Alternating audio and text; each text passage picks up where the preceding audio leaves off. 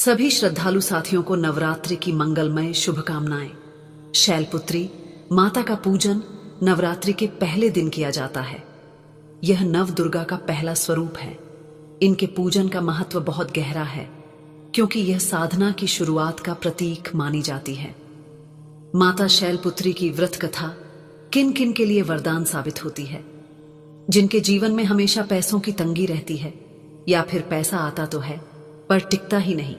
जिनके घर में हर दिन कोई ना कोई टेंशन, कलह या बेचैनी बनी रहती है। और हाँ, जिनकी मेहनत तो बहुत है पर किस्मत उनका साथ नहीं देती।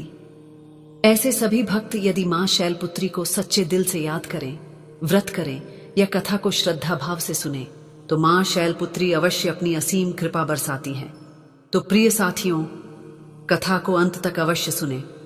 माता शैलपुत्री की कृपा प्राप्त करने के लिए कमेंट में जय मां शैलपुत्री अवश्य लिखें।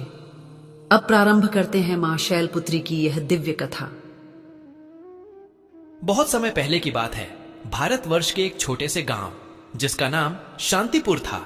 शांतिपुर के गांव में माधव नाम का एक श्रद्धालु निवास करता था। शांतिपुर बेशक नाम का शांतिपुर था, पर माधव के जीवन में शांति का नामो निशान तक न था।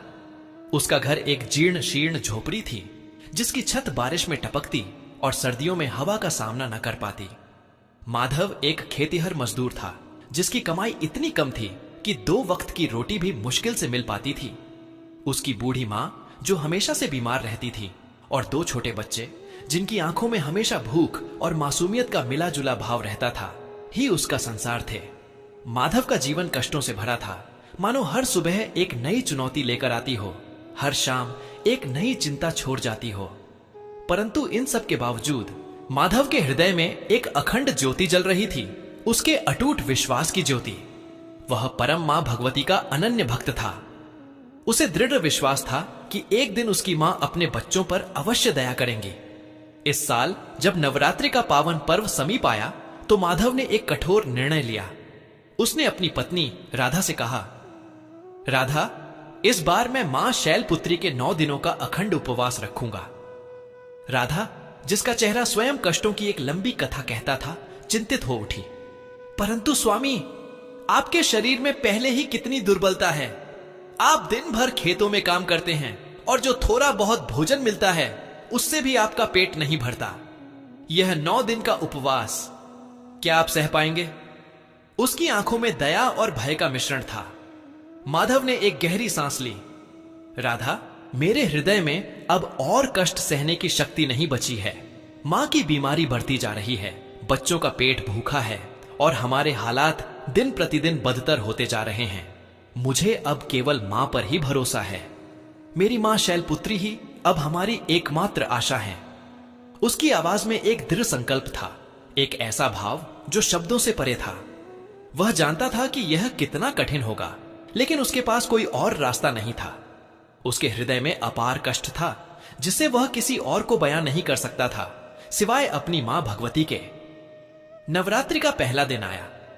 वातावरण में एक दिव्य ऊर्जा का संचार हुआ। सुबह सुबह माधव ने मां शैलपुत्री की चौकी स्थापित की, एक छोटा सा दिया जलाया और अपनी टूटी फूटी आवाज में आरती गाई।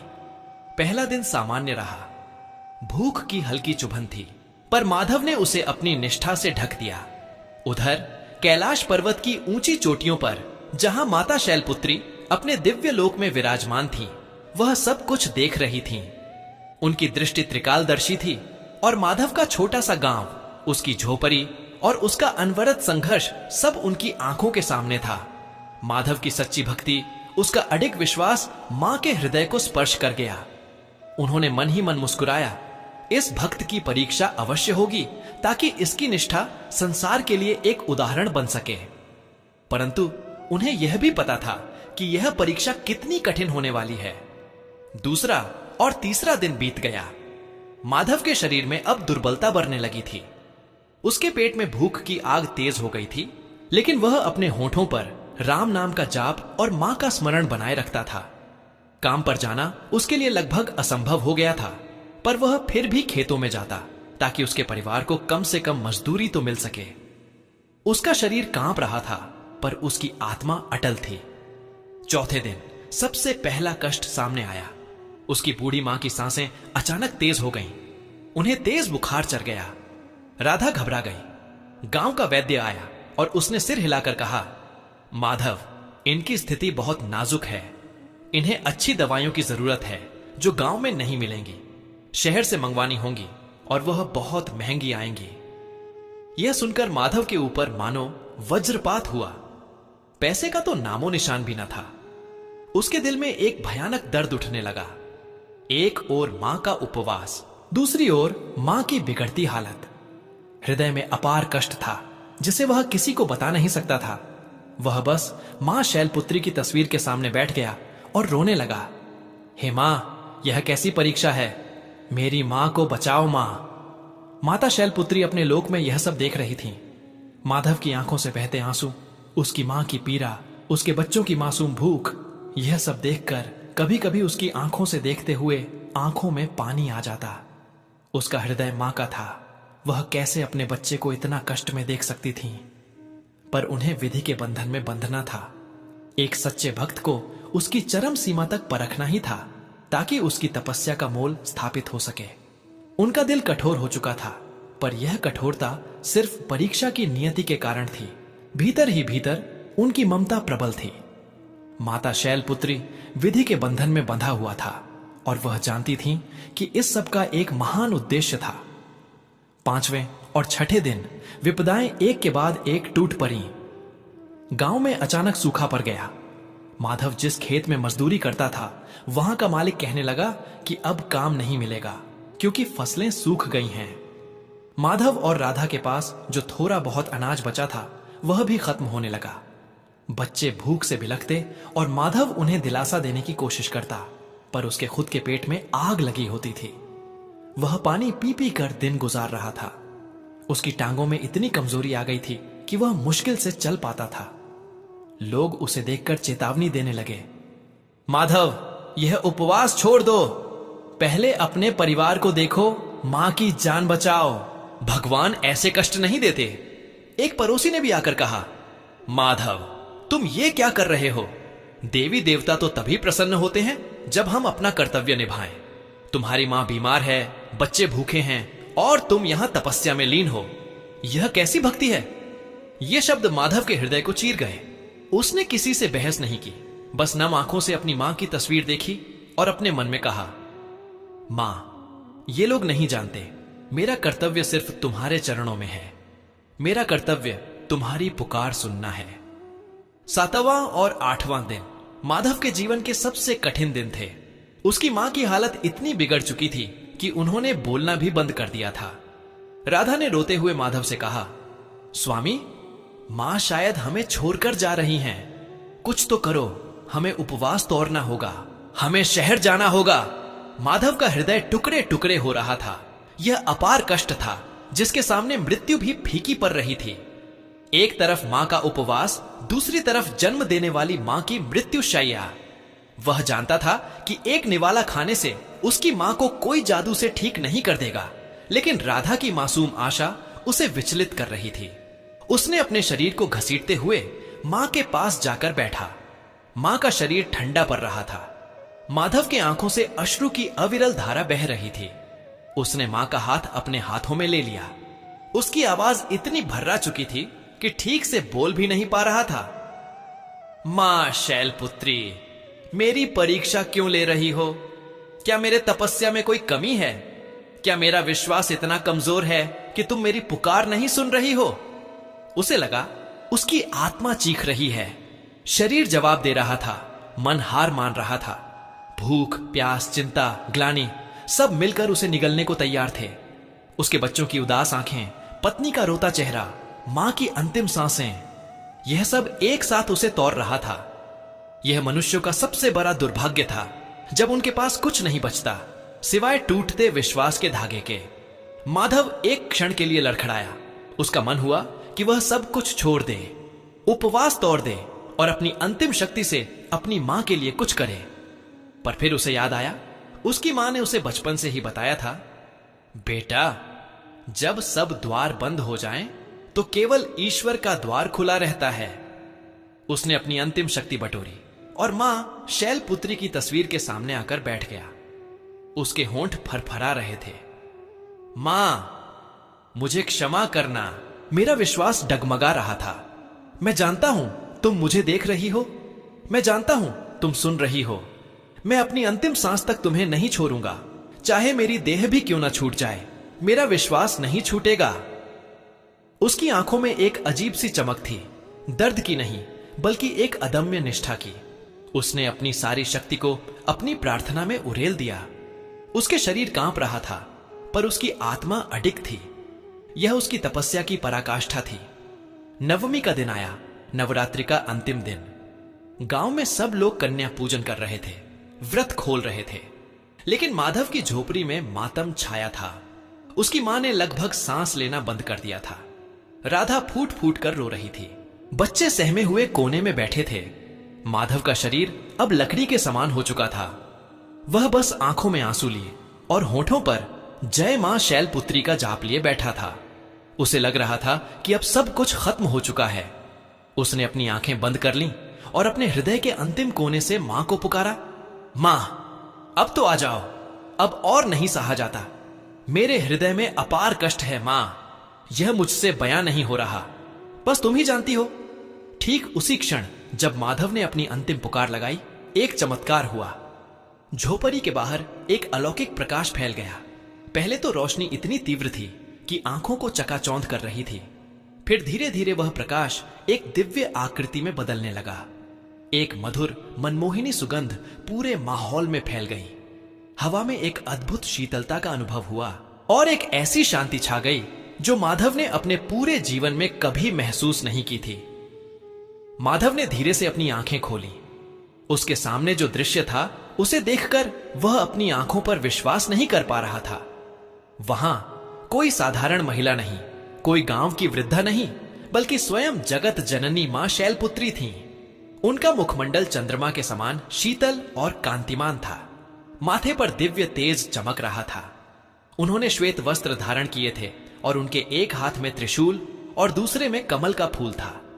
उनकी सवारी नंदी बैल भी उनके पीछे खड़ा था। मां की आंखों में असीम दया, प्रेम और ममता का सागर उमड़ रहा था।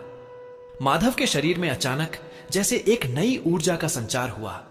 उसकी सारी कमजोरी, सारी पीड़ा सब क्षण भर में गायब हो गई। वह अपने घुटनों पर गिर पड़ा और उसके मुंह से अनायास ही निकला, मां। उसकी आवाज में सदियों की प्रतीक्षा, सदियों का प्रेम और सदियों का विश्वास समाया हुआ था। उसकी आंखों से खुशी के आंसू बहने लगे, जो उसकी सूखी आंखों से अब तक नहीं बह पाए थे। राधा और बच्चे भी यह दिव्य दृश्य देखकर भयभीत और श्रद्धा से भर उठे थे। मां शैलपुत्री ने अपनी मधुर अमृत वाणी में कहा, उठो मेरे पुत्र माधव, मैं तुम्हारी तपस्या से अत्यंत प्रसन्न हूं। मैंने तुम्हारी परीक्षा ली और तुम उसमें खरे उतरे। तुम्हारा विश्वास अटूट है, तुम्हारी धैर्य अनुपम है और तुम्हारी निष्ठा अद्वितीय है। मैंने तुम्हारे अपार कष्ट को देखा है और हर क्षण तुम्हारे हृदय में उठते भावों को भी महसूस किया है। तुम्हारी मां की आंखों में बढ़ते पानी को मैंने अपनी आंखों में महसूस किया है। मां की आंखों में अब भी ममता का सागर था। उन्होंने अपनी कठोरता का रहस्य खोला। पुत्र, मुझे विधि के विधान के अनुसार तुम्हारी परीक्षा लेनी पड़ी थी। बिना अग्नि परीक्षा के कुंदन कहां बनता है? तुम कुंदन से भी बढ़कर हो। मैंने तुम्हें हर पल देखा है, हर पल तुम्हारे साथ थी। जब तुम्हारी मां की सांसें थमी थीं, तब भी मेरी शक्ति उनके शरीर में प्राणवायु का संचार कर रही थी। माधव अवाक था। उसकी आंखों से अश्रुधारा रुकने का नाम नहीं ले रही थी। वह बस मां के चरणों में लिपटा रहा। माधव, मां ने फिर कहा, मांगो, तुम्हें क्या चाहिए? तुम्हारी हर मनोकामना आज पूर्ण होगी। माधव ने अपना सिर उठाया। उसके चेहरे पर अब कोई पीड़ा नहीं थी, केवल असीम शांति और कृतज्ञता थी। उसने कहा, मां, मुझे धन दौलत नहीं चाहिए, मुझे राजपाट नहीं चाहिए, मुझे बस आपकी कृपा चाहिए। मेरी मां स्वस्थ हो जाए, मेरे बच्चों को कभी भूखा न सोना पड़े और मेरा परिवार सुख शांति से रहे। और हां मां, इस संसार में जितने भी मनुष्य अपने कष्टों से जूझ रहे हैं, उन सब पर आपकी दया बरसे। उन्हें भी विश्वास, धैर्य और निष्ठा का महत्व पता चले, ताकि वे भी अपने जीवन में सुख प्राप्त कर सकें। उसकी आवाज में मनुष्यों का कल्याण निहित था। मां शैलपुत्री मुस्कुराई। तथास्तु मेरे पुत्र, तुम्हारी हर मनोकामना पूर्ण होगी। तुम्हारी मां पूर्ण रूप से स्वस्थ हो जाएगी। तुम्हारे बच्चे कभी भूखे नहीं रहेंगे और तुम्हारे घर में सदैव सुख समृद्धि का वास रहेगा। और जो तुमने जग कल्याण की बात कही है, वही तुम्हारी सबसे बड़ी भक्ति है। तुम्हारी यह कथा युगों युगों तक मनुष्यों का मार्गदर्शन करेगी, उन्हें विश्वास, धैर्य और निष्ठा का महत्व बताएगी। जैसे ही मां ने ये शब्द कहे, माधव की मां ने अपनी आंखें खोली। उनके चेहरे पर एक नई चमक थी, जैसे वे कभी बीमार थी ही नहीं। उन्होंने उठकर माधव को गले लगा लिया और कहा, मेरे बच्चे, मुझे लग रहा था कि मैं मर चुकी हूं, पर अब मैं बिल्कुल ठीक महसूस कर रही हूं। यह सब मां की कृपा है। बच्चों के चेहरे पर भी मुस्कान लौट आई जब उन्होंने देखा कि उनकी दादी उठकर बैठ गई हैं। मां शैलपुत्री ने माधव और उसके परिवार को आशीर्वाद दिया और फिर धीरे धीरे दिव्य प्रकाश में विलीन हो गईं। उस दिन से माधव का जीवन पूरी तरह बदल गया। उसकी मां पूरी तरह स्वस्थ हो गईं और कई सालों तक जीवित रहीं। उनके खेत हरे भरे हो गए और माधव का परिवार कभी भूखा नहीं सोया। माधव ने अपने गांव में एक छोटा सा मंदिर बनवाया, जहां हर नवरात्रि पर वह मां शैलपुत्री की कथा सुनाता। उसकी कथा सुनकर दूर दूर से लोग आते और उनकी आंखों में भी माधव के जैसे ही आंसू उमड़ आते, भाव और श्रद्धा के आंसू। माधव की कथा विश्वास, धैर्य और निष्ठा की अमर गाथा बन गई। यह कथा हमें सिखाती है कि जीवन में कितने भी अपार कष्ट क्यों ना आए, कितनी भी घोर चेतावनी क्यों ना मिले, अगर हमारा विश्वास अडिग है, हमारा धैर्य अजर है और हमारी निष्ठा अटल है, तो स्वयं मां भगवती हमारी सहायता के लिए अवश्य प्रकट होती हैं। उनकी दया हर सच्चे भक्त पर बरसती है और वह हर मनुष्य के भाव को समझती है, भले ही वह हृदय में अपार कष्ट क्यों न छुपाए हो।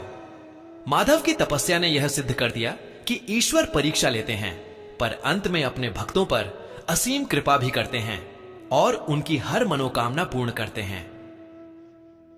साथियों, इस वीडियो में माता शैलपुत्री की पावन व्रत कथा यहीं पर समापन होती है। हम कामना करते हैं कि मां शैलपुत्री की कृपा आप सभी पर बनी रहे, आपके जीवन में सदैव सुख, शांति, समृद्धि और सकारात्मक ऊर्जा का संचार होती रहे।